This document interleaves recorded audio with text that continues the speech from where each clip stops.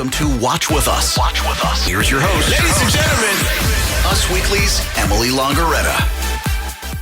Hi, guys. Welcome back to Watch With Us. I am not your host, Emily Longaretta. She's a little under the weather, so I am senior staff writer Sarah Hearon filling in because I have a very special guest sitting next to me, author, star on Supernatural, long-running television show. Hello, Misha Collins. Hello. How are you today? I'm good. How are you? I'm excellent, thanks. I miss New York. We're here in New York. We're doing a little bit of a tour we started last night in D.C. with our sort of first promotion of the book, and this is the very first interview that I'm doing about the book on camera, which is very exciting. Wow. If you pick up a little bit of nervousness from me, that's why.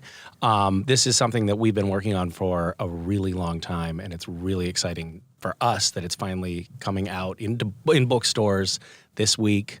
And now we're sort of waiting on pins and needles to see how people receive the book. Well, let's talk about it. The Adventurous Eaters Club, which you wrote with your wife, correct? Yes. And children. And children, of course. Yes. 9 and 7? Yes. Wow. And they're authors already. Yeah. They're very precocious. Or one could argue that they've been exploited by their parents. It's one of the two. You know, I like that. I think it's got to start them young.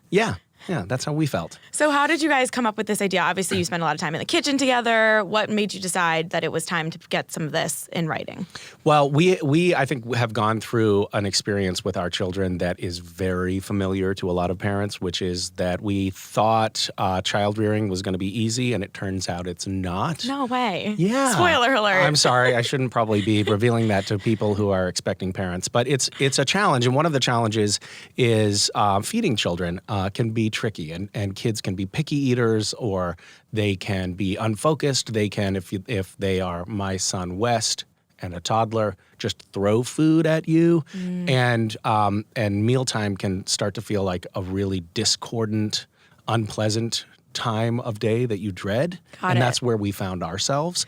So as time went on and we started to wrestle with feeding the kids, we had this strange bit of kismet. One day, I came home from grocery shopping, and I had brought West, my son, with me to the store, and I was unpacking the groceries, and I pulled out of the bag Jerusalem artichokes, and I was like, I don't even know what that is. I definitely didn't put it in the basket, and it dawned on me that when we were shopping, West had been grabbing things off the shelves and throwing them into the shopping cart, and then I was, probably like, I don't know, Googling myself or something while we were checking out, and I didn't notice that there were items in there that I hadn't selected. And so we got home, and I said, I don't know what this is, and I don't know how to cook it. And he said, I'll show you. And he had, up until that point, been a really picky eater who was basically only eating, mac and cheese. And he showed me how to cook Jerusalem artichokes, and it is not a conventional approach. I have subsequently learned, but I'm shocked. but I saw very quickly that the process of allowing him to take ownership of the cooking process made him a curious eater, and he devoured an entire plate of Jerusalem artichokes mixed with peanut butter. Again, I don't recommend the recipe, but that started us on this journey of allowing the kids into the kitchen and treating food preparation as a kind of play. And that totally changed our family dynamic with food. And now our kids' comfort food is salad, and they see themselves as proud little chefs. And the things that we learned along the way have brought a lot of peace and harmony into our family. And so we felt like sharing it. Okay, so it's a good time for you to be here because this last episode of Supernatural was like a wild ride. Yes. And everyone's dying. Yes. Spoiler alert. Yes. And is this like a sign of what's to come? Is it going to be like the darkest final season yet? Like what can you tell me? Can you tell me anything? I'm pausing because I can't spoil the whole season, but I can tell you this. Supernatural, Supernatural has never been a show where we dwell in the realm of happy endings for long. So every time we feel like we've had a victory, it is quickly turned on its head and there is another crisis to handle. And that has never been more true than it is this season.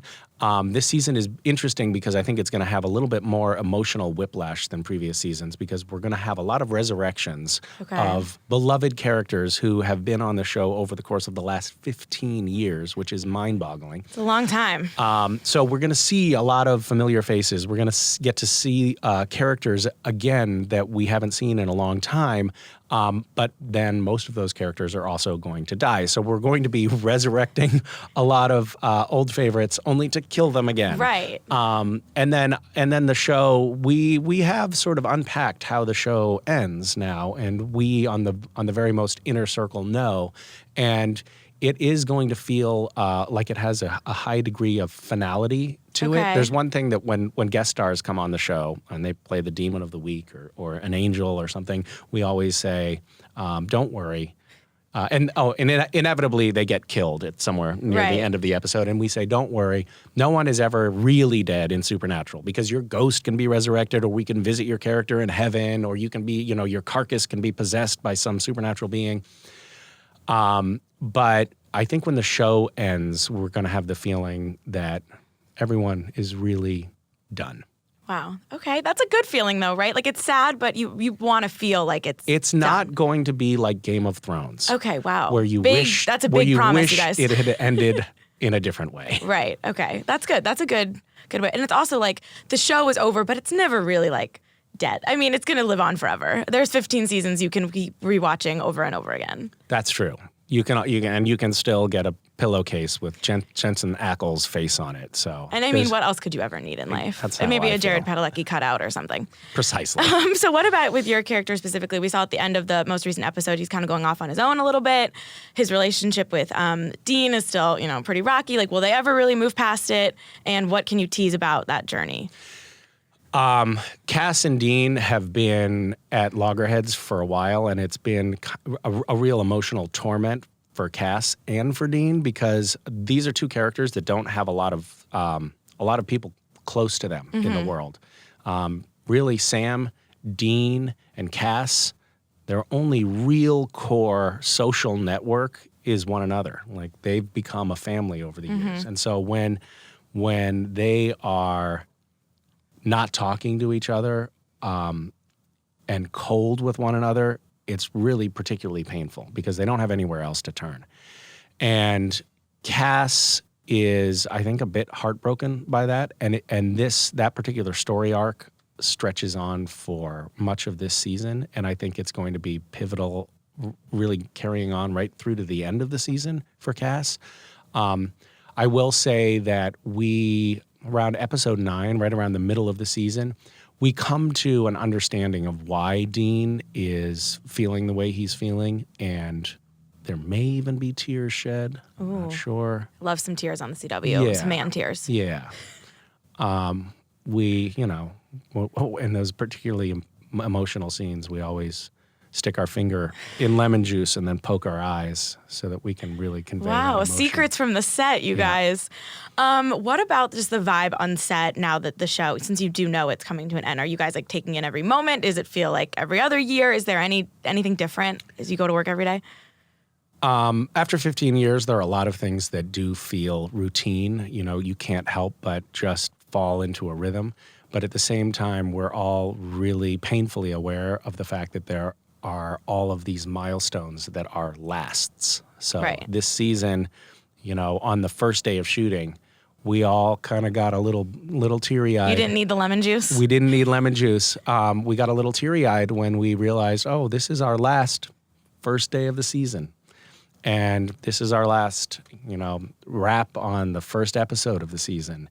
And we've gone through a lot of those moments already, and we keep mentioning it. Right. It's a refrain on set. And at the same time, we're all trying to give our best final effort on the show and not get mired in self-pity as we trudge through the final season. Try to enjoy it a little bit. Yeah. So it's a balance, but we're definitely aware of the fact that this is a big chapter in our lives. We've been working on this show, for much of our adult lives. And we will never work on anything for as long as we've worked on this show, and we'll never be as tight with another cast or crew as we have been with each other. So we're all going to miss it, but we're also excited for whatever the next chapter might be.